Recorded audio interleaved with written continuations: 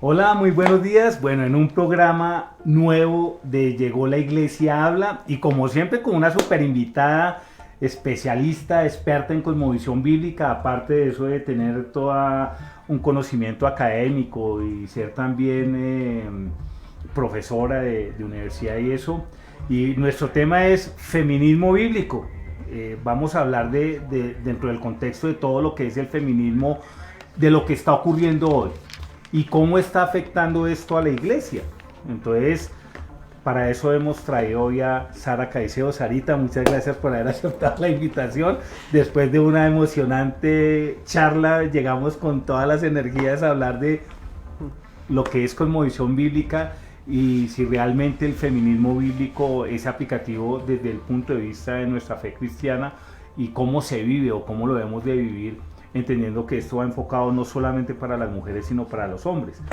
Y ahorita van a entender por qué. Sarita, bienvenida, muchas gracias. Un saludo acá a nuestra audiencia. Querido Teo, muchas gracias por esta invitación. Siempre es un placer venir a mi casa. Así ya es su Desafío casa. Online.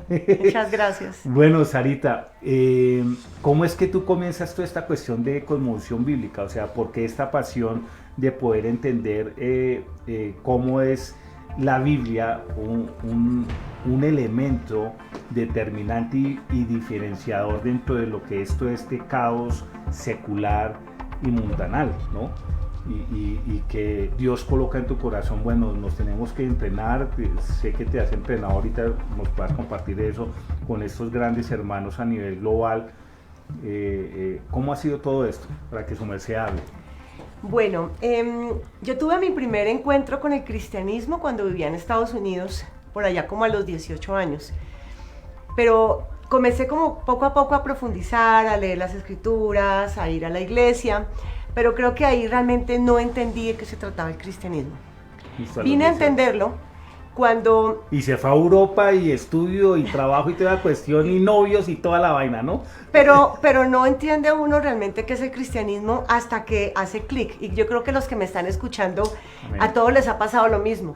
Que una cosa es que uno le compartan de Cristo y otra cosa es que uno realmente entienda qué es lo que dice la palabra y cómo se aplica al día a día. Y cómo vivirla. Y cómo vivirla. Día a día, súper. Entonces, cuando finalmente cae a mis manos el libro de Landa Cope, de transformación, sí, con el Antiguo Testamento, ¿eso hace cuánto fue? Ese libro amarillo, creo que fue en el año 2016, en diciembre me lo regalan. Relativamente hace poco, hace 5 años, listo. Me lo regalan y yo comienzo a leer ese libro y yo me lo devoro. Y entendí, dije, ahora sí entendí para qué sirve esto.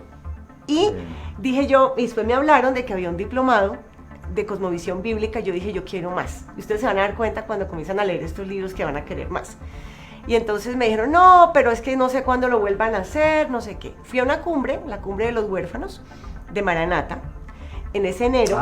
Y allá, de Rafael Afanador. Sí, de Rafael Afanador. Y allá al frente tenía una persona, quisieron hacer como un poquito como de relaciones públicas, de networking. Y hablo con Rocío, que hoy en día es gran amiga. Y Rocío, comenzamos a hablar, luego me la encuentro afuera del evento. ¿Pero quién es Rocío? Porque cuenta algo Rocío, que todas las de Rocío es muy familiar. Rocío es una amiga que también muy apasionada por la cosmovisión bíblica y pues, ¿qué más les puedo contar? Pues cristiana toda la vida, también le ha encantado el tema de la cosmovisión. Cuando nos encontramos a la salida del evento y me dice, hola, ¿cómo estás? Háblame de ti. Entonces le hablé del libro de Landa Cope. Me dijo, ¿te gustó el libro? Le dije, no, me encantó. Dijo, pues si te gustó eso, esto te va a gustar más. Y llega y me entrega el volante del diplomado de Transforma. Ah, perfecto. Y veo yo que era aquí nomás, que era ahí en la 127 en la iglesia del Pastor Mota, en Alianza con Dios. Entonces dije, no, pues de una, al otro día llamé, eso creo que llamé como 20 veces hasta que me contestaron, de una pagué, yo dije, yo quiero eso. Y ha sido tal vez la decisión más importante que yo he tomado en mi vida cristiana, es tomar ese diplomado. Pero Rocío hace parte de un ministerio, ¿no? Ella está muy metida con Maestros para las Naciones, con Jucum. Que es de Jucum, esa cuestión, y es una líder visible también en Jucum. Así es. Y entonces, bueno, finalmente tomamos el diplomado, como tú dijiste. ¿Quién dio el diplomado? Porque también es relevante quién dio el diplomado, que no los era maestros, cualquier persona. En esa época todavía estábamos presencial. Sí. Y todavía venían los maestros a Colombia, entonces vino Steve McDowell, alcanzó a visitarnos 2 veces, Vishal Mangalwari, ¿qué otro profesor tuvimos? Irene Esquilachi, Miss Dang, Es que hubo varios, Sí, ¿no? Y todos, Bob Moffitt, Mark Belailis. Todos esos fueron profesores míos y cada uno mejor que el otro, Rodrigo Tapia, o sea, definitivamente no te podría decir cuál me gustó más. Bueno, entonces en ese ejercicio, cuando tú recibes toda esta capacitación de cosmovisión bíblica, empiezas a vivir una serie de situaciones del mismo ejercicio de lo que tú vienes haciendo a nivel académico y de lo mismo que tú empiezas a hacer como activista pro vida. ¿Cómo es todo eso, Sarita? ¿Cómo se encadena eso? En esos cursos de cosmovisión bíblica... Hay un bíblica, paréntesis, ¿cuándo comienzas con toda esta parte, paréntesis, y retoma la idea de activista pro vida? ¿Hace cuánto fue eso? Fue después. Después de Transforma, bueno, conozco a todos estos profesores, comienzan a mostrarme cómo uno puede analizar cualquier problemática de la sociedad. Yo, como vengo del mundo de la consultoría de negocios y de la investigación académica, me fascina poder diagnosticar bien un problema y poder de una vez plantear soluciones. Eso es algo en lo cual yo soy informada desde niña. Sí.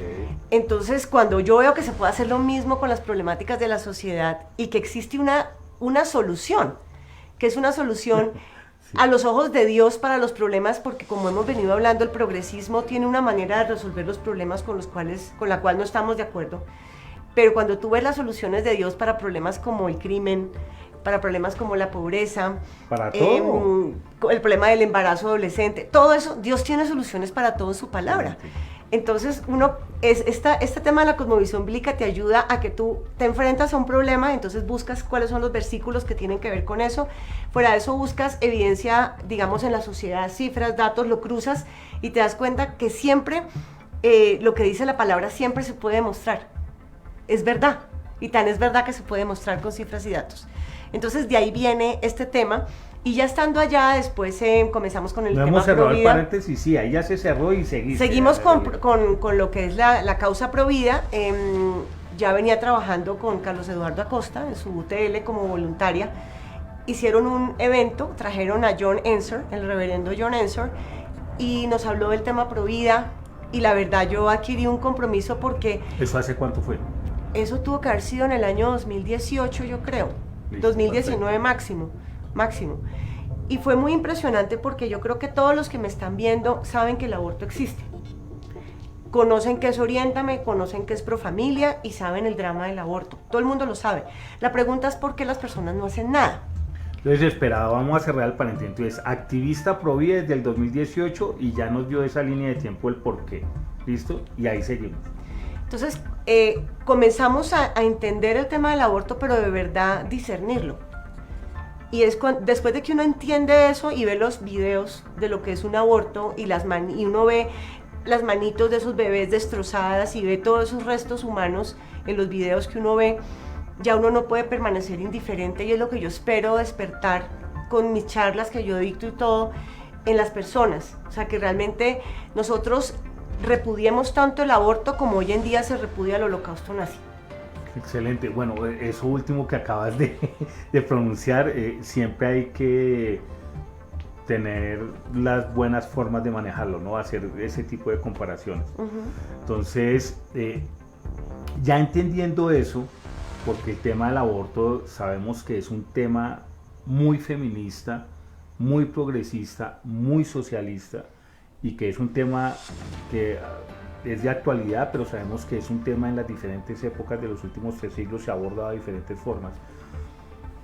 ¿Cómo podemos entender, Sarita, ya desde el texto bíblico, como habías compartido, el feminismo, desde el contexto bíblico? O sea, ¿cómo lo podemos entender y cómo lo podemos abordar? ¿Y tú cómo crees que sería lo mejor para todas las personas, tanto hombres como mujeres que nos están viendo, enfrentar estas realidades, Sarita? Porque es una cuestión, y ahorita desde cámaras hablábamos sobre todo de las juventudes, ¿no? Y que está siendo afectado y que están siendo manipulados, instrumentalizados y toda esta cuestión. Entonces, desde el texto. Perfecto, pero entonces vamos a empezar. Primero voy a parafrasear a Darrell Miller, que es otro de mis maestros, perfecto. Y Darrell Miller dice que hombres y mujeres, o varón y hembra, como se dice en la Biblia, hombres y mujeres, somos iguales en nuestro ser, pero diversos en nuestra función. Excelente. Y somos complementarios. Entonces, en ese orden de ideas no podríamos hablar de feminismo. hablaríamos que hombre y mujer somos iguales listo. en nuestros... Y entendiendo lo que tú estás estableciendo y de lo que dice Aaron Miller, está en el libro de Génesis, ¿no? Sí, partimos de Génesis, Sí. Vamos a leerlo, porque ante todo hay que ir Sí. a la Biblia, no aquí hablar de libros, Sí, sí, sino sí. leerlo. Y dijo Dios, hagamos al hombre a nuestra imagen, conforme a nuestra semejanza, y ejerza dominio sobre los peces del mar, sobre las aves del cielo, sobre los ganados, sobre toda tierra, y sobre todo reptil que se arrastra sobre la tierra. Creó pues Dios al hombre a imagen suya, a imagen de Dios los creó, varón y hembra los creó. Entonces, cuando uno habla de esto, este versículo lo hemos estudiado de muchas maneras. Yo creo que todos los que me están escuchando en este momento pueden haberlo pasado por aquí unas 200,000 veces. Pero estuve estudiando este tema precisamente de la mano de Darrell Miller, el tema de la mujer. Y es cuando uno dice, tanto el hombre como la mujer reflejan el carácter de Dios. Excelente. Entonces uno dice, ¿cómo así? Todos tenemos una idea de que cuando yo me imagino a Dios es un señor anciano de días con una barba plateada en su trono, no me imagino una mujer. Y no, la idea no es que se imaginen en este momento una mujer, sino que entendamos que según la escritura, hombre y mujer, o varón y hembra, fuimos creados a imagen de Dios. Eso quiere decir que nosotros reflejamos el carácter de Él. Entonces, en ese orden de ideas, cuando hablamos del carácter de Dios puesto en la mujer, ¿acaso ese amor, esa protección, ese cuidado que tiene la mujer en general por sus hijos, pero también por todo tipo de criaturas, no es algo inherente a Dios? Por ejemplo, el corazón maternal de Dios, el corazón tierno de Dios, compasivo, abnegado. Sí, eso hace parte del carácter de Dios. Sí, claro. Pero también Dios, también el hombre, el varón, refleja ese carácter de Dios en el poder, en la fuerza, Sí. en la protección. ¿Sí se dan cuenta? Sí, ¿no? Entonces uno no puede entender a Dios si no observa al hombre y a la mujer, o al varón y a la mujer, como para que nos quede más claro, porque hombre se usa para ambos. Sí.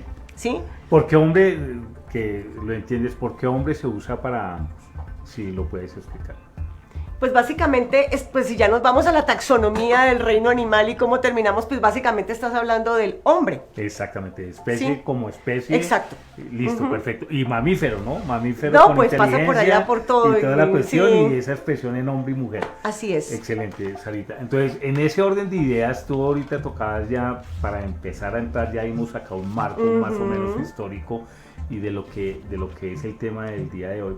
¿Cuáles tú crees que son las mayores problemáticas de lo que está ocurriendo hoy en las juventudes, entendiendo que hay una influencia ideológica instrumentalizada por parte de un sector político, porque acá sí hablamos de una cuestión política específica, y por una corriente filosófica también es específica, que las dos en algún momento se unen y empiezan a dar las pautas de lo que hoy en día es, por ejemplo, el aborto, lo que hoy es en día la adopción de las parejas de un mismo sexo, bueno, todas estas cuestiones que los jóvenes en esa confusión piensan que eso sí es cierto, y resulta que eso es totalmente falso. Entonces empiezan a desarrollar todo este tema del feminismo, porque uno piensa que el feminismo bíblico, no el feminismo bíblico, sino el feminismo, uno piensa que es solamente mujeres, y resulta que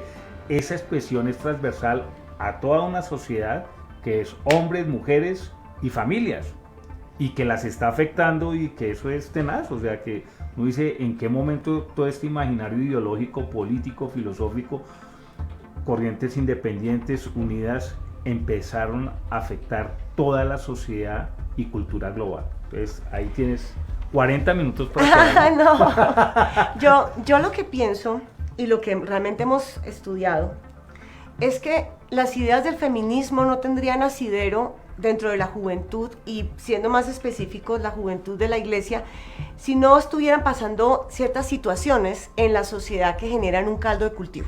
Listo. Entonces, ¿cuál es el caldo de cultivo? Pues para nadie es una sorpresa el problema de la paternidad irresponsable que hay en Colombia.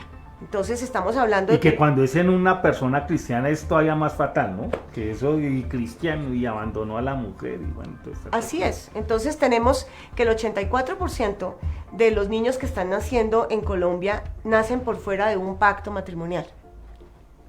Pero también cuando yo miro el tema del feminismo... Cuando tú hablas de pacto patrimonial para ser matrimonial, yo dije que patrimonial, un pacto matrimonial, hay que ser muy específicos porque también es un principio bíblico, ¿no? Así es, Que... y eso tiene toda una explicación, absolutamente toda una explicación. De hecho, cuando uno participa en talleres de sanidad interior, una de las cosas más importantes que le preguntan a uno es la manera en que uno fue concebido y nació. Sí. Porque eso marca la vida del individuo. Ese tema de, por ejemplo, de una orfandad en el mismo momento de la gestación, es decir, que un niño es concebido por fuera de un pacto, marca espiritualmente muchos aspectos que hacen que uno necesite más adelante una sanidad interior. Y es lo que, por ejemplo, nosotros vemos en las feministas, cuando las vemos paradas al frente de nosotros, cuando estamos, por ejemplo, en la Corte Constitucional o incluso en la Plaza de Bolívar o lo que sea, nos encontramos con ellas. Y yo, lejos de, digamos, de, no sé, tener ningún tipo de sentimiento negativo hacia ellas, lo único que yo pienso es, Dios mío, muéstrame por qué esta niña o esta mujer se convirtió en esto. Y que son sardinas desde los 14, sí, 15 realmente años lo que más vemos son de 16 como 19, no son muy eso, grandes, son más bien jovencitas. Listo, dale. Entonces, y que si nos y ponemos... radicales, ¿no? Radicalizadas. Pero llenas de odio. Sí. Es un odio que es impresionante. Entonces, cuando tú dices instrumentalizar, sí. Realmente estos movimientos han instrumentalizado a esa mujer que viene de una familia totalmente disfuncional, en donde posiblemente su papá no respondió, en donde posiblemente ella vio violencia intrafamiliar, en donde claramente sí hay violaciones en Colombia. Sí. Y sí hay violencia intrafamiliar. Yo puedo tener aquí cifras. 20.000 violaciones al año, 85% son menores de edad. 77.600 casos de violencia intrafamiliar, la mayoría contra la mujer, 43.000 y contra los niños 10.300. Entonces, esto es real, porque es que a veces cuando analizamos el tema desde la iglesia, el feminismo, de una como que no vamos más allá y no entendemos a la persona que está detrás del feminismo. Entonces, ahí hay un tema. Y es muy bueno que digas eso y hagas esa aclaración, o sea, porque son personas. Indiscutiblemente esa persona llegó a ese nivel de odio y a ese nivel de rechazo a la maternidad y rechazo a los bebés por una razón, porque pues, yo he leído testimonios en donde dicen, es que yo nací porque mi mamá quedó embarazada, mi papá nunca respondió, no quería que yo naciera, y mi mamá siempre me dijo que ella se había arrepentido de haberme tenido. Oh, eso es duro, ¿no? Entonces yo no quiero que ninguno de esos niños pase por lo que yo pasé. ¿Sí te das cuenta? Claro, es fuerte. Sí. Entonces que la mamá de uno le diga a uno, es que yo no sabía que el aborto existía como una alternativa, yo debía haberte abortado. O sea, eso es lo que está en el corazón de una feminista. Mentira y una falsedad, ¿no?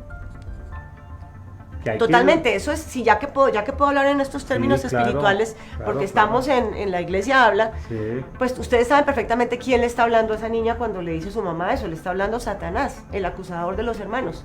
Básicamente le está sembrando esa semilla en su corazón y en su mente.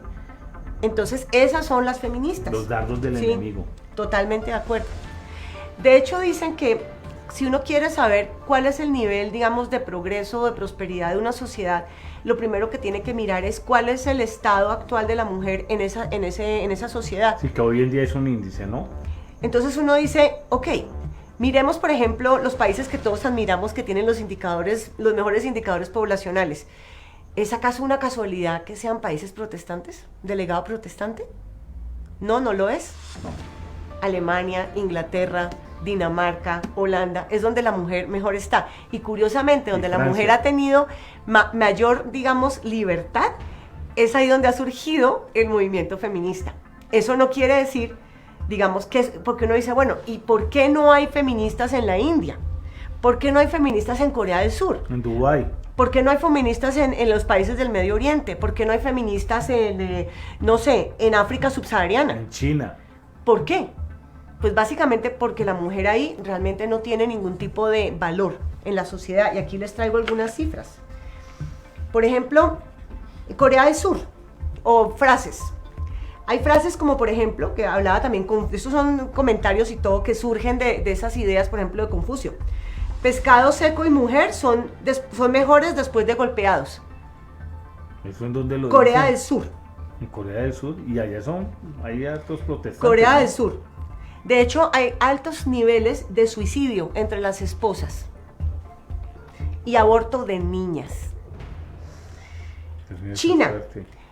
En China ustedes saben que estaba la política del hijo único, poco a poco esto lo están ampliando, pero A realmente si ocurrían o ocurren abortos en China son fundamentalmente dirigidos hacia las niñas. Sí, sí, sí. De hecho, en los orfanatos hay una cosa que se llama salas de morir, en donde dejan a la niña que no la quieren tener para que ella se vaya muriendo solita. Pero entonces ahora tienen un déficit de mujeres. Entonces hay todo lo que se conoce como el tráfico de novias porque se quedaron sin mujeres para casar Y tráfico de órganos, que esa es otra práctica que se hace en China. las cárceles sobre todo. Sí. En India es clarísimo el infanticidio. Miren, de hecho las publicidades del aborto dicen, es mejor gastar $38 ahora en un aborto que tener que invertir $3,800 en una dote y $35,000 en un matrimonio. Entonces el aborto Wow. claramente está dirigido hacia la mujer. Sí. En Y el se crean hinduismo. todas esas estrategias y campañas de acuerdo a la sociedad y a la cultura, ¿no? Así es. Porque hay que entender, ahorita cuando estaba compartiendo lo de la India, es que allá como son clanes y castas, y también se casan más por el acuerdo entre los padres de cada uno de los miembros con los que se van a casar.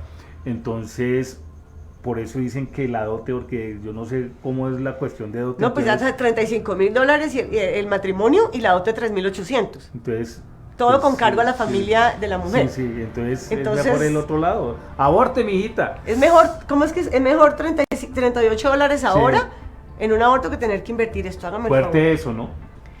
Es que es bueno, a veces nosotros somos muy duros con Occidente Sí.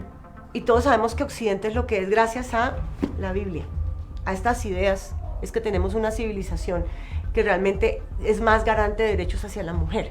Sí. Se debe solamente a este libro, a la Biblia, no se debe a nada más porque me parecía importante traerles siempre como una contextualización de lo que sucede a nivel mundial, porque entonces uno se queda solamente con su microcosmos y cree que todo es igual, y no, lo que realmente hace la diferencia que es las ideas que están en la Biblia y la Reforma, es lo que realmente cambia todo. El hinduismo cree que la mujer es un varón que cometió un gran pecado en su vida anterior. Sí. Las tribus africanas, Ruanda, Kenia, están llenas de violaciones y mutilaciones. Y por ejemplo, leía que hay una cosa y es que en África subsahariana los hombres pueden tener varias esposas. Y entre más esposas tienen más huertos o machambas. Entonces es buen negocio tener un montón de mujeres ahí que se encargan de trabajar. En el budismo, se cree que el cuerpo de la mujer es impuro y mundano, y no en vano en Tailandia hay más de 600,000 prostitutas. ¿Sí te das cuenta sí, sí. que las ideas tienen consecuencias? Sí, En claro. el Islam, la mujer es una criatura inferior física, intelectual y moralmente. Y no en vano ellos están autorizados a casarse si quieren con 4 mujeres y tener relaciones con niñas. Eso es el Islam, ¿sí? Y sin ir más lejos, pues digamos, también tenemos Latinoamérica, ¿no? Con esa herencia indígena y española, porque es que a menudo le damos muy duro al tema de los españoles, pero también tenemos que mirar cómo eran estas tierras antes de que llegaran los españoles y cómo eran los indígenas con las mujeres. Que lo que hablábamos contigo, Teito, Sí, sí, que sí. las mujeres vírgenes las sacrificaban a los dioses, pero así como al por mayor, Sí, sí, sí. para No, la fundación de los templos. Y es bueno eso que tú nombras ahorita de español, que casualmente vi un artículo sobre hace poco, el 12 de octubre, fue la celebración del descubrimiento de América, ¿no? Y siempre han tildado, eso es una corriente progresista socialista, de que cuando llegaron los españoles hicieron un genocidio acá con los indígenas. Eso es cierto y no es cierto. ¿En cuanto a qué? En cuanto a qué situación. De que, lógico, la diferencia de cultura, de lo que ellos eran y lo que eran nuestros indígenas, pues mataron a muchos indígenas porque decían que no tenían alma, ¿sí? Entonces los veían como animales y los tocaba matarlos. Pero la otra historia, que es lo que tú acabas de compartir, que es lo que se está empezando a sacar a la luz con respecto a todo lo que son los archivos de esa época, lo que la gente no cuenta eran cómo eran las tribus a nivel latinoamericano de salvajes, o sea, que violaban a sus niñas, había el incesto, bueno, eso es una cantidad de prácticas que pero hoy, por todo ejemplo, eso es cierto. en algunas comunidades Y hay que indígenas, decirlo. hoy en día, a nivel latinoamericano, eso se vive porque es la parte social y cultural Los de estos mamos. pueblos indígenas. Inician a las Y niñas. los mamos. Entonces, hay que entender de que las tribus, acá, por ejemplo, hablo de los taironas, hablo de Cundinamarca, que algo he escuchado y leído de historia, los chipchas y los taironas se masacraban. O sea, había veces que de pronto una pequeña población de una tribu en cierto territorio acá de Cundinamarca, Boyacá, existía y llegaban los chichas y desaparecían todo ese sí. grupo étnico tairona. Entonces, ojo, no hay que comer tanto cuento porque esto sí es pura filosofía progresista y toda esta cuestión. Así Y es es bueno que tú lo has tocado. Sarita, porque es que el tiempo acá corre y no quiero que se nos va a ir, porque lo importante del programa del día de hoy es que los jóvenes puedan entender cuál es su rol como cristianos y como hijos de Dios con respecto a todas estas cuestiones que se plantean filosófica y políticamente en nuestra cultura y en nuestra sociedad. Entonces, hablábamos ahorita también en estas cámaras que tú tienes también un marco histórico de las 3 olas, ya vamos por la cuarta, ¿no? Ya se está hablando de la cuarta ola. Peor. Sí, ya Peor de lo que estamos. La cuarta ola tiene que ver con todo lo que hoy está ocurriendo y mete toda esta cuestión, pues tanto así que en la cuarta ola a toda esta gente transgénero las meten dentro de la parte de mujeres. Y las mismas, y lo peor, no, las mismas mujeres están diciendo, las mismas feministas están atacando a esos ajenos porque dicen, no, ustedes no son mujeres, ustedes son hombres transformados a mujeres. Entonces háblanos de todo eso. Digamos que yo manejo, para que la gente se ilustre. Yo manejo las 3 olas, sí, según Agustín sí, Laje, ¿sí? Sí, perfecto. Que me gustó mucho ese libro de Agustín Laje, como lo explicó. Entonces la primera ola es una ola ilustrada, es la ola del siglo XIX, Sí. y es iniciada por cristianas.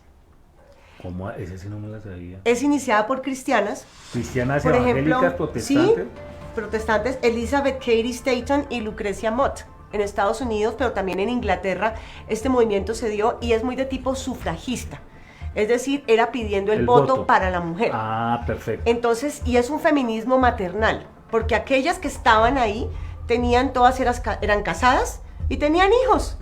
O sea, tenían su núcleo familiar estable. Total. Y querían simplemente votar. Ah. Pero en esa... ¿Abortar no? Votar. Ah, votar con V. Votar, ojo, votar. Y entonces eran mujeres casadas con hombres, eso sí, con una mente diferente, sus maridos tenían sus hijos, y en esa época, que es algo que es increíble, y Peter Drucker dice que el feminismo actual está tratando de desmontar todos los logros del siglo XIX. Y en el siglo XIX, si ustedes se acuerdan o han leído historias, era terrible el trabajo en las fábricas. Sí. Trabajaban los niños y trabajaban las mujeres.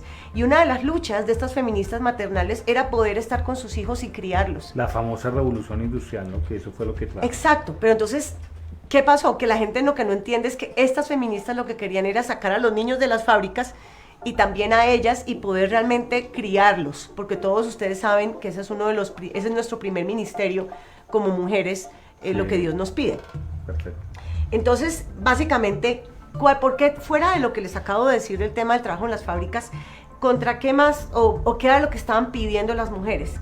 En esa época una mujer casada realmente no tenía ningún derecho, no podía tener una cuenta bancaria a su nombre, no podía participar en política, no podía tener propiedades a su nombre, no podía ser profesora, o sea, un montón de cosas que no podía hacer. ¿No? Eso pues yo ahorita no le veo como lógica que en esa época... Pero mira lo importante de estudiar historia, como uno mira de dónde venimos, ya comienza a entender las cosas y comienza a darse cuenta que las ideas tienen consecuencias y que básicamente las personas que han sido siervos de Dios han liderado grandes cambios que han sido positivos para la sociedad, y que no verlo y pensar que todo siempre fue como lo estamos viendo hoy en día es desconocer, es desconocer el poder del evangelio. Listo, es desconocerlo.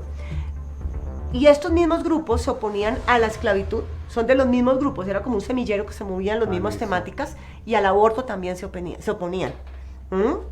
Finalmente, como sabemos, el sufragio pudieron votar en Estados Unidos en 1920, en Colombia en 1957. 37 años después. Y miren, en Francia 1944. Y la gente tiene la idea de que la liberté, por allá la Revolución Francesa, no hay nada más nefasto contra la mujer, y otro día hablamos de eso, que la Revolución Francesa, como para que lo tengamos clarito.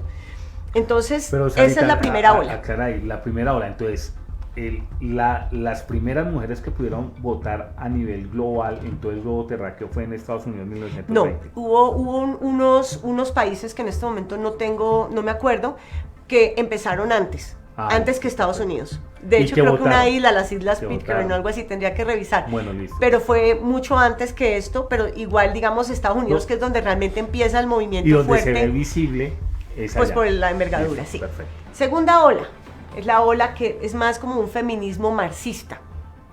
Y tiene que ver con la Unión Soviética. Muchos no saben que es marxista. De los jóvenes hoy en día simplemente, por ahí algo que yo les pregunto, y tienen a Marx como el superhéroe, ¿no? Y no saben más, ¿no? Que no Marx y echan todo el rollo, pero sin tener en cuenta todo el marco. Entonces, ¿para qué? Bueno, para hablar de Marx necesitaríamos unos 3 programas, sí, pero algo muy resumido y concreto. Pero digamos que este es como ustedes saben, la Unión Soviética está fundamentada con estas ideas de Marx y Engels, ¿sí? Y entonces lo más curioso de todo son las promesas que le hicieron a la mujer.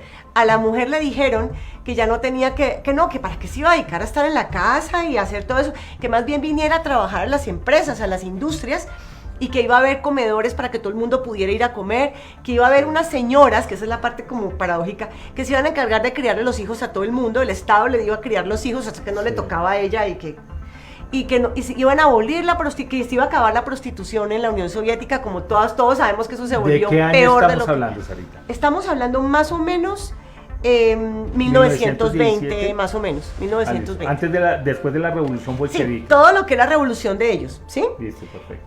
Y si te das cuenta, aquí es donde vienen esas ideas que es realmente el origen del problema. Y es creer que el hombre es superior a la mujer. Y lo chistoso esa es la gran mentira. Sí, y lo chistoso es que Marx y Engels no son rusos, ¿no? Eso es lo chistoso. Ajá, alemán. ¿no? Alemán. Pero entonces... Alemanes. Ya comienza con este tufillo de que el hombre es superior a la mujer. Y curiosamente esto mismo lo tiene el feminismo que estamos viviendo hoy en día, porque si no fuera así, porque quieren que la mujer se parezca a un hombre. Sí. Es porque creen que el hombre es superior. Entonces la mujer tiene que dejar de ser femenina, no puede tener hijos, tiene que ser súper exitosa en el trabajo, porque si no, no vale nada. Sí. Entonces esa idea que Satanás nos ha puesto en la cabeza, y es que el hombre es superior a la mujer, cuando realmente ni siquiera, o sea, ya les mostré. Sí, bíblicamente no lo establece así. Bíblicamente no es así. Podemos también mirar en Gálatas ese otro pasaje que está, es otro versículo. Les prometieron de todo, y a lo último, ¿en qué terminó todo? Terminó en golpizas, en que realmente la mujer no tenía participación política. Subyugadas a un sistema. Total, la mujer era como una cosa. Si la mujer, por ejemplo, no se había casado o algo así, de hecho ni siquiera querían que existieran familias. Sí. Eran como unos clubes ahí en donde yo me iba a vivir con un señor por un tiempo y luego cambiábamos otra vez, y la mujer que no quería someterse a eso, le hacían bullying. La mujer que no quería como tener parejas periódicas ahí como jugando como ahí a la casita. Y mira que eso fue tan dramático que social y culturalmente... Hace poco vi un documental muy específico de cómo era el estilo de vida en los barrios comunistas obreros de allá, y en un solo apartamento de 70 metros cuadrados vivían 5 familias, con núcleos cada uno mínimo de 3 a 4 personas. Una locura. Y eso era una locura porque era el sistema comunitario, entonces todo para todos, pero vivían mal, sanitaria y todo, vivían mal. Así es, y es una cosa muy importante, y es que todas esas promesas comunistas yo las veo reflejadas también, por ejemplo, en las FARC o en lo que son los movimientos guerrilleros de acá. Sí, y a uno le parece increíble que ahora una persona que estuvo en la guerrilla, que era la madame de las FARC, venga a ser la que defiende los derechos de las mujeres. A mí me parece absolutamente increíble eso, y que haya niñas o jovencitas que se tomen fotos con una persona así. O sea, eso sí, son no, cosas que se sientan orgullosas, es algo... la madame que era la última esposa o compañera. Sí, es como para no mencionar el nombre, pero... Tiro fijo, pero es que sí es bueno, porque es que lo que tú decías, ver uno a jóvenes cristianos tomándose fotografías y orgullosos de tomarse fotografías con personas que han tenido crímenes de lesa humanidad, que han provocado abortos sí, horribles en la selva a las chicas que estaban en la criminales guerrilla. o sea, hay que llamarlos sí, como son, porque hoy casualmente están enviando un mensaje sobre eso, criminales de lesa humanidad, y que de un día para otro fueron lavados por un proceso de paz y que de pasar de criminales de lesa humanidad pasaron a ser senadores. Y eso es gravísimo, ¿no? Y héroes. Y héroes, aparte de eso. Y los estandartes de la moral. Sí, o sea, ahora aquí le vienen a decir a todo el mundo qué es lo bueno y qué es lo malo. O sea, uno dice, pero tenemos que estar muy esquizofrénicos para realmente comernos este cuento. Y no tener memoria, ¿no? Total, pero también es porque no en vano dejaron de enseñar historia, ¿no? Sí, pero ya retomaron las clases de historia. Bueno, pero ya se perdió un tiempito. Sí. Pero bueno, en esta segunda ola tenemos, por ejemplo, a Margaret Sanger, que Margaret Sanger es toda la promotora, digamos, del control de la natalidad a través de lo que fue su creación más adelante, que es Planned Parenthood, y todo que después tiene que ver con Profamilia. Y también tenemos aquí a Simone de Beauvoir. Y Simone de Beauvoir, ustedes se acuerdan, Humberto de la Calle parafraseándola. Sí, sí. Que no sé, ni hombre ni mujer, no se nace, sino que se hace, o sí, no sé qué cosa. Esa mentira, falsa. Totalmente mentira. Uno le pone sentido común y uno dice, ¿de dónde sacaron esta vaina? Entonces, esa es la segunda, ¿sí? Bueno, pero que es más o menos la mitad del siglo XX. Listo, pero haz un poquito más de énfasis porque ahí conectaste muy bien, porque todo el mundo, o sea, hablemos acá específicamente de Colombia, todos los jóvenes, y tanto hombres como mujeres, ven a Profamilia como el estandarte de salvación para las soluciones de ellos como jóvenes en el desarrollo de una sexualidad. Y sabemos que Profamilia es una máquina de muerte. O sea, la otra, ¿cómo es que se llama? Oriéntame. Desoriéntame. Sí, entonces es también bueno porque acá, precisamente este espacio también, personas que están siendo faros de luz en esta sociedad secularizada, instrumentalizada por todos estos imaginarios, ser claros que uno ve Profamilia, y yo antes de conocer todo esto, yo veía Profamilia, oiga, chéverísimo, ayudan al control de natalidad y eso, y resulta es que fabricantes de muerte y comercializadores de órganos. Entonces, ¿cómo es que estas dos mujeres, que hace cuántos años fue? Margaret Sanger, más o menos 1920. O sea, estamos hablando de 90 años. ¿Cómo estas dos mujeres al día de hoy siguen influenciando? Y los jóvenes no se toman la tarea de decir, oiga, yo en lugar de irme a Profamilia tengo que ir realmente a una clínica donde me den una asesoría con respecto a lo que va a ser el futuro de mi bebé y toda esta cuestión, entendiendo que no es solamente responsabilidad de la madre, sino también del padre. Entonces de pronto que nos profundices y pasamos a la tercera ola. No, para que a ellos les quede claro, porque acá lo importante es que a ellos les quede claro, a los jóvenes que nos van a estar viendo, hombres y mujeres que nos están viendo y que van a seguir viendo este programa. Uy, lo que pasa es que yo de hecho di unas palabras en el congreso, en el foro que tuvimos hace un par de semanas, sí. Y mi línea de pensamiento fundamentalmente es mostrar cómo la mujer ha sido engañada. Excelente. Desde hace mucho tiempo. La mujer y los hombres, porque los hombres que influyen en las mujeres, exacto. Aborte, mi hija, eso no... Total, pues porque finalmente esos hombres pues tuvieron una mamá, ¿sí? Una mamá que los instruyó o no los instruyó. Entonces, cuando comenzamos a mirar, todo empieza con este tema del sexo, el sexo casual y recreativo, que surge en esa segunda ola, ¿sí? Ah, esa no me la sabía, ¿sí? ¿Ahí surge? Sí, el sexo surge... Desde 1920, yo no, pensaba que había sido Beauvoir, 60. Simone de Beauvoir, más listo. o menos. Ese sexo casual y recreativo, pero también la Unión Soviética eso era un paseo en 1920, bueno.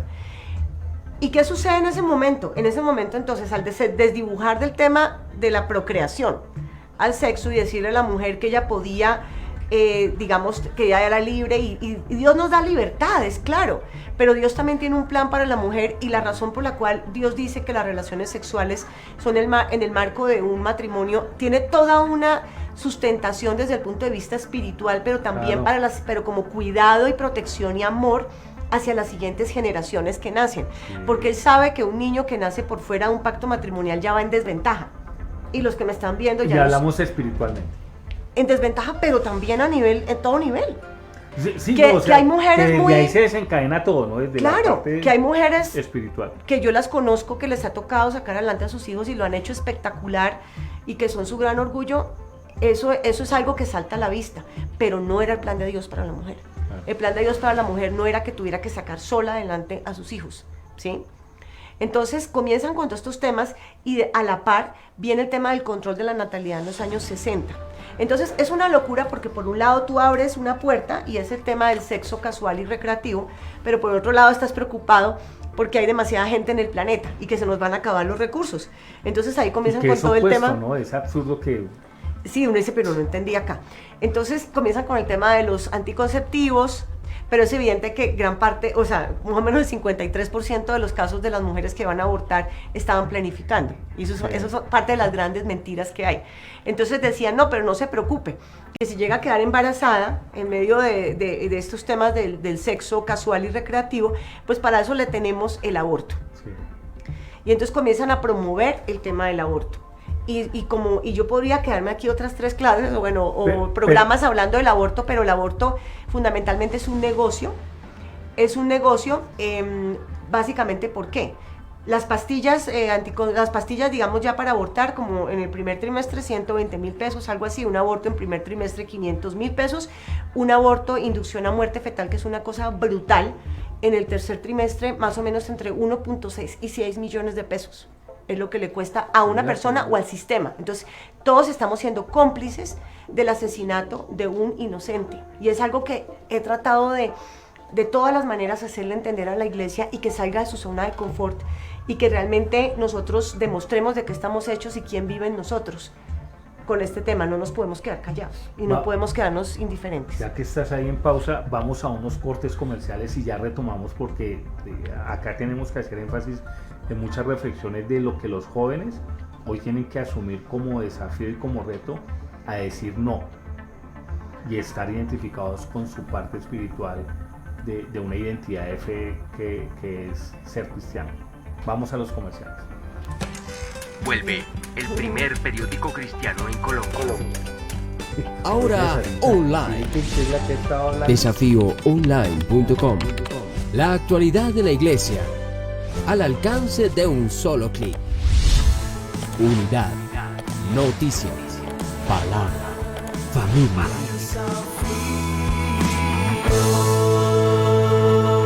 El primer periódico cristiano en Colombia. Desafío. Sí, Okay. todo. Ok. ¿Listo? Y en estos breves segundos de comercial estamos tratando de hablar de lo importante que es de que ustedes tengan claro que toda esta vaina que nos están vendiendo desde un sistema filosófico y político del progresismo, del marxismo, de toda esa cuestión cultural, es falso. Oja, no coman entero, póngale sentido común a las cosas. O sea, muchas veces no hay necesidad de investigar o de tener una fuente documentativa robusta para cuando uno aplica el sentido común, uno dice, no, pues uno hace el ejercicio de todo esto que venden desde el punto de vista del feminismo y del aborto, y uno le pone sentido común y dice, me están diciendo mentiras, es al piso, ¿no? Como dicen los jóvenes. Sí. Falta la tercera ola. La tercera ola del feminismo, Ya que es la que concluimos la estamos, segunda sí, y listo, perfecto. se llama la culturalista o neomarxista. Y esta tercera ola tiene mucho La que más ver con la peligrosa, ¿no? ideología de género La más peligrosa. y todo lo que es la teología queer. La teoría queer. Teoría, no teología. Discúlpame, teoría queer. ¿Y cuáles son los exponentes de esto? Por ejemplo, Judith Butler, pero también, se me va el nombre, pero es Firestone. Pero ¿nos puedes explicar qué es la teoría queer? Yo no sabía eso de la teoría queer, ¿eso nos puedes explicar? No, la teoría queer tiene todo que ver con el tema de la androginia, ¿sí? Listo, Entonces, que no se sabe si es hombre o es mujer, y es la deconstrucción.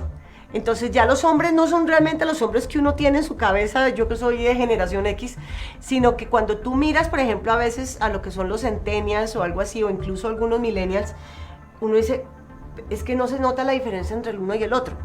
Y ahí los principales exponentes, porque además recuerden que todo está amarrado con el tema de la música, el tema de la farándula, tienes un Michael Jackson, tienes una Madonna, que no se sabe realmente qué es, ¿sí? Pues todos sabemos que Madonna es mujer, pero la manera en que se comporta, o el mismo Michael Jackson, era algo totalmente andrógeno. ¿Y si sabes de dónde cogieron una estrategia, ya que tomas eso, pero no sabía que era la teoría queer, del hinduismo?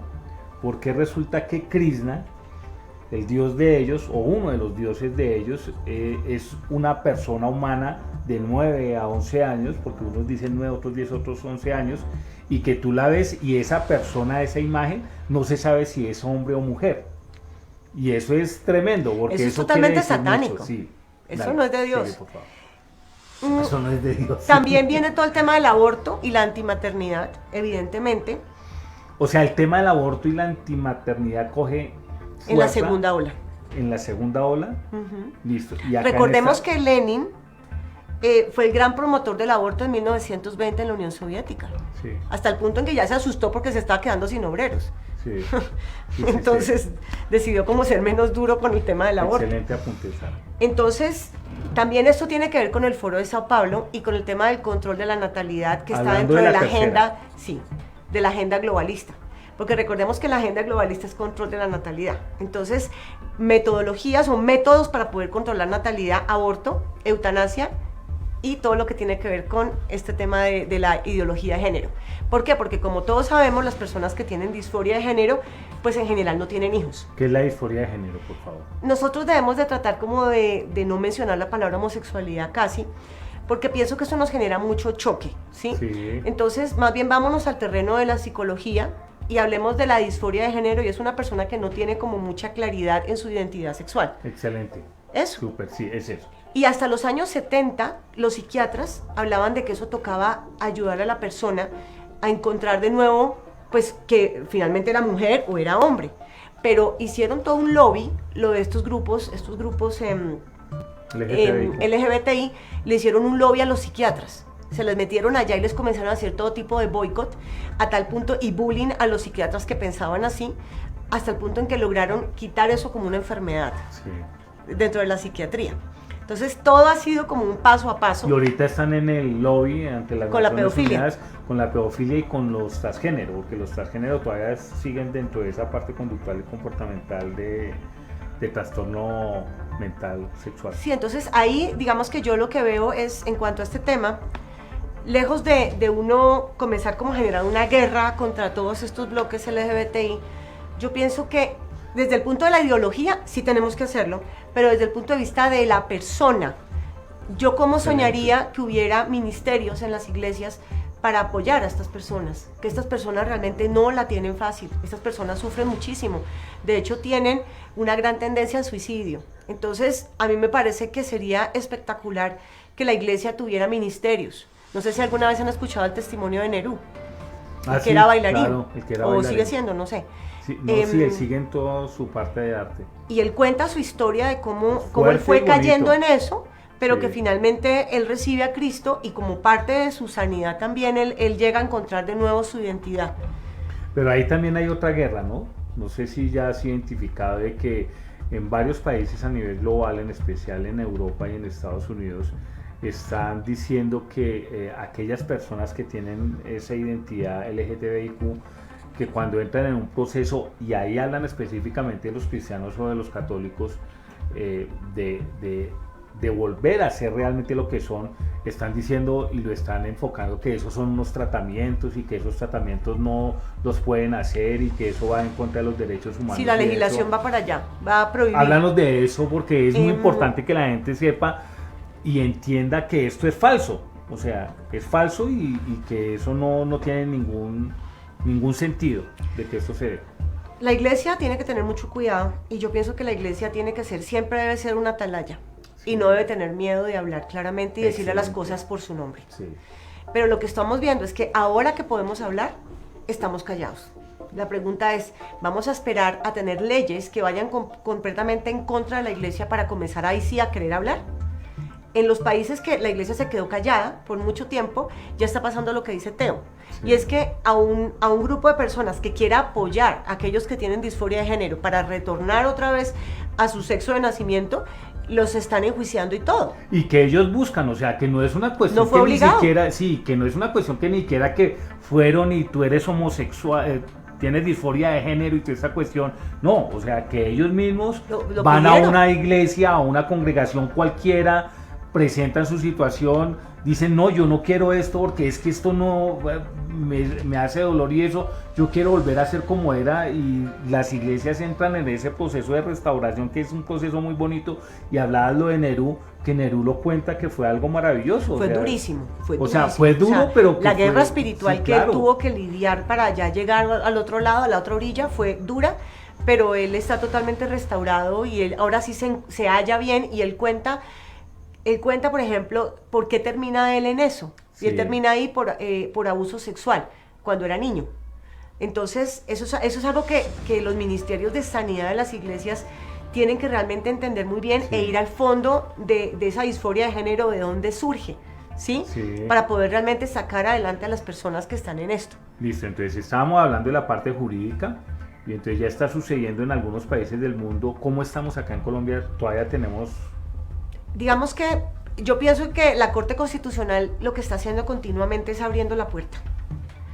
Y lo hace con todos los temas que maneja, digamos, la agenda globalista. Lo hace con aborto, lo hace con eutanasia y lo está haciendo con todo lo que tiene que ver con ideología de género y la parte de las sustancias psicoactivas. Hablaste algo de, ahí hacer un paréntesis, hablaste algo de agenda globalista, muchos posiblemente no pueden saber qué es eso, entender eso, hagamos un paréntesis y explícales, por ejemplo, no, pero es que, porque es que si no sabe, no, allá dijeron que agenda globalista, ¿qué es? Bueno, les pongo de tarea a los que me están viendo porque tengo una conferencia de 40 minutos en la que solamente hablo de agenda globalista. Eso está en YouTube con mi nombre, Sara Caicedo, o si no lo pueden encontrar en un fanpage que yo hice en Facebook, y ahí está la conferencia de globalismo. Mientras tanto les doy un pequeño abrebocas. Eso. Básicamente es lo mismo de siempre, es el tema de la escasez de recursos y grupos dominantes de la población, de lo que han sido las familias más ricas, como por ejemplo los Rothschild, ¿sí? Rockefeller, todos ellos. Entonces comienza, por ejemplo, David Rockefeller es uno de los principales, digamos, promotores de la agenda globalista, y él ponía en sus memorias básicamente cómo era el plan y cómo lo tenían que hacer, pero nosotros tenemos unos puntos importantes, siendo uno de ellos, por ejemplo, el tema del control de la población, que ya lo he mencionado, con esas 3 estrategias que son aborto, eutanasia e ideología de género. Pero también tenemos otros como por ejemplo el tema de la inmigración descontrolada, también. El multiculturalismo. Desdibujar las fronteras, entonces que básicamente van a haber como unos superpoderes, o sea, supranacionales, que ya se comienza a perder tanto la identidad cultural como también, digamos, la soberanía nacional, en nombre de unas instituciones que ni siquiera son solamente la ONU, sino también ONGs, que vienen a darle línea a los gobiernos, todo en aras, porque recuerden que todo se tiene que poner bien bonito y con encaje y todo, diciendo que es que los recursos son de todos. También ahí, por ejemplo, viene el ambientalismo mal entendido, el tema también de las sustancias psicoactivas, también la legalización de la droga está ahí full, porque lo que quieren cada vez más es un control de la población. Ahora, lo chistoso de todo lo que acabas de mencionar es que las personas de pronto pensarán que en los últimos 15 minutos estamos hablando de todas estas cuestiones y dirán, ¿qué tiene que ver eso con el feminismo? Y cuando uno va a ver, pues las feministas hacen parte de todos estos ecosistemas, ¿no? Resumiendo, pero tú lo puedes totalmente, y cuando ustedes se dan cuenta que el comunismo, el marxismo, se da cuenta que, entre comillas, perdió la batalla con la caída del muro de Berlín y todo lo de la Unión Soviética, ellos dicen, nos toca reinventarnos. Entonces dicen, bueno, ¿y por qué no nos inventamos algo? ¿Cómo lo hacemos? Pues hagámoslo cultural, el marxismo cultural, el neomarxismo. Entonces es el Foro de Sao Paulo, con toda su agenda, y todos esos puntos que querían lograr y que están bravos porque no lo han podido lograr del todo lo que tenían en su meta. Y sobre todo en Latinoamérica, ¿no? ¿Y por qué? Por la Iglesia Evangélica. Por la Iglesia Evangélica ellos no han podido lograr su agenda, ¿sí? Pero entonces en los años 90 comienzan a llevar profesores a que se eduquen y con becados, y la gente cree que le hicieron un gran favor, lo becaron para que estudiara y viniera como profesor, y es a traer todas estas ideas que aprendieron allá, y no en vano nos estamos encontrando con esto en las aulas. Esos profesores que fueron a estudiar por allá en los años 90 son los que han traído esto. Entonces volvieron a como revivir ciertas cosas, feminismo, indigenismo, ambientalismo, todos los ismos los volvieron a revivir, todo ¿para qué? Para su agenda. Entonces todo está articulado, y uno dice, pero no entiendo, por ejemplo, el tema del socialismo, cómo lo articulas con feminismo. Es siempre lo mismo, la reivindicación de la lucha de clases, en este caso siendo el patriarcado el opresor y la mujer la oprimida, pero entonces todo reencauchado, pero siempre en qué ¿cuál es su caldo de cultivo? Su caldo de cultivo es un corazón que no está sano, la amargura, algo que no salió bien en esa familia. Entonces, ¿cuál es realmente el trabajo que tenemos que hacer como iglesia? Familias fuertes. Realmente el acto ya más... Ya estamos entrando en los últimos... En el cierre. 10 minutos, porque si ya estaba viendo y su merced se me apasiona, 10 minutos para darle el cierre de todo. ¿Cuál es el acto más revolucionario que puede tener un hombre el día de hoy? Eso. En esta sociedad. Ser buen papá, buen esposo y buen hombre. Ya con eso Excelente. acabaste con el feminismo. Excelente. Ah, ya, cerramos entonces. No, pero esa me gustó. Yo tengo una inquietud con respecto a esto último que tú acabas de hacer y en su momento lo dejé. Esta inquietud desde hace 10 años la he dejado en el escenario político, ¿no? Y ha sido chistoso que la dejé ahí y no he visto absolutamente nada. Quedó en pausa. No, pues ni idea. Entonces yo llegué ahí y decía, ¿por qué no se desarrollan campañas en función de la familia? ¿Sí? En función de ser un buen, de lo que tú acabas de decir. Mire, si consiguiéramos algún empresario o alguien que nos esté viendo, hagamos unas campañas este diciembre. Vuelve a casa, vuelve a los tuyos, porque es que el tema de la orfandad en Colombia, con padres vivos, es algo que ya es a nivel incluso casi que de los récords mundiales tiene Colombia, de abandono de los hijos. Mira, eso que acabas Hagamos de esta decir. campaña, ¿quién será que nos ayuda? Pues a ver quién se le mejor que venga, su merced. Yo ya la mandé en un foro internacional que hizo el Instituto Colombiano de Bienestar Familiar. Ahí les mando ideas a ver si hacen algo. Le dije, oiga, ¿por qué no hacemos una campaña en contra del divorcio? Que todos esos que están divorciados, vuelve. Hombre, vuelve con tu nena, mujer, vuelve con tu hombre. O sea, están haciendo campañas a diestra y siniestra, apoyando las madres solteras, apoyando el aborto, apoyando toda esta cuestión, en lugar de crear campañas que fortalezcan la familia. Entonces yo le decía, ojo, les quedó sonando, pero pues me imagino, no, eso no es rentable, porque les dije, sí sería un buen diferencial hacer una campaña estratégica para los divorciados, o que no se divorcien. Y eso digamos es un que reto y esa un parte desafío, es ¿no? el trabajo para la iglesia, porque tú conoces que la razón por la cual las parejas se divorcian es bien compleja, pero digamos que yo me imaginaba esta campaña de diciembre, porque es que Ya hablamos de la de diciembre, listo, de una, hágale. A ver si alguien resulta. la campaña de diciembre, pero entonces imagínense cómo todo se va articulando. Por el otro lado viene el tema del estatismo, que cada vez le quieren colgar más cosas al Estado cuando el Estado debe ser pequeño y eficiente. Pero entonces, ¿por qué? Porque es que le estamos quitando la responsabilidad a los individuos y a la familia sobre los hijos y se las queremos imputar al Estado. Sí. Entonces, ¿qué va a pasar? Que en la medida en que cada padre haga un acto revolucionario y responda por los suyos, le vamos a ir quitando trabajo al Estado. Y va a ser entonces a la larga, van a necesitar menos impuestos, lo cual nos conviene a todos, Sí. y va a ser menos corrupto. Súper. ¿Qué tal eso? ¿No te suena que No, a mí podría me ser? suena, pues, Sara es la que va a dirigir todo eso y ella va a crear su equipo de trabajo y toda la vaina, porque yo en lo que puedo apoyar es en oración, intercesión, para que todas las campañas se den, Sarita. Pero esa campaña me suena, y es entender de que cuando uno ve a través de la historia, y acá me gusta mucho la parte de Grecia, específicamente Esparta, ¿por qué Grecia, en función de Esparta, fue tan próspera y tan bendecida? Ojo, y ellos eran politeístas. En su politeísmo fortalecieron a la mujer y fortalecieron el núcleo familiar. Entonces la mujer estaba en igualdad de capacidades de luchar como un hombre espartano, y tenía la capacidad de, fuera de eso, de ser madre y de educar a sus hijos. Y estamos hablando de un contexto totalmente politeísta. Y esto, ¿por qué lo traigo a colación? Porque cuando entendemos que se fortalece el núcleo de la familia, es la estructura básica de cualquier sociedad a nivel global. Y esa campaña que tú estás planteando, que espero que los grandes empresarios que vayan a ver este programa, los futuros empresarios que hoy en día son emprendedores, puedan apoyar la campaña que está promoviendo Sara en este contexto de estas familias que hoy en día no se quieren ver, o sea, no se quieren crear campaña en el fortalecimiento de los núcleos familiares. Sarita, bueno, el tiempo sí se nos fue, es que su merced habla harto. Sarita, muchas gracias por haber aceptado la invitación, gracias por todo lo que nos has compartido, ha sido de claridad. Ya saben, tú lanza tu canal de YouTube, que ya ahí tienes varios contenidos. Sara Caicedo está en YouTube, pero también el fanpage, también tengo mi Twitter. Estoy tratando de poner más contenidos en TikTok, pero ahí voy con mi nombre.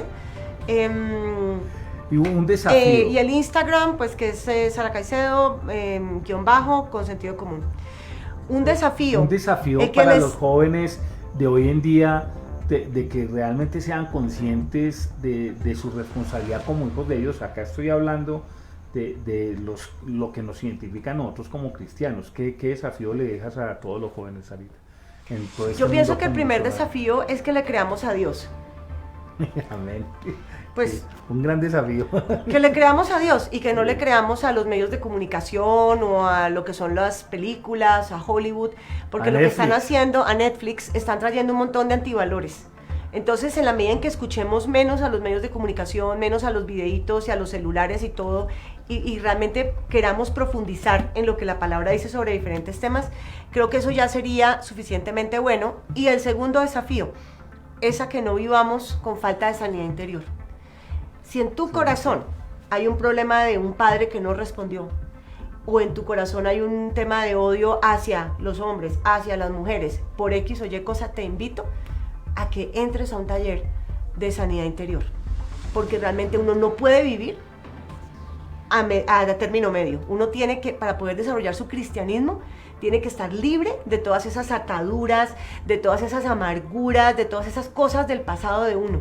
Y solamente así podremos tener un pueblo que esté caminando, primero en santidad, pero segundo también que camine con la energía que se necesita en estos tiempos finales en la iglesia. Bueno, Sarita, gracias por ese mensaje. Entonces, bueno, un programa más de La Iglesia Habla. Este lunes es festivo, pero el próximo lunes vamos a tener un empresario invitado hablándonos. Él es el que dirige toda esta cuestión de el polígrafo, si dicen verdades o mentiras. Vamos a tener a este empresario que nos va a estar hablando sobre este tema y cómo él ha sido un faro de luz en este ecosistema que es bien secular y es bien difícil de abordar. Gracias por haberse conectado y los esperamos en el próximo programa de La Iglesia Habla con nuestro super invitado especial. Muchas gracias.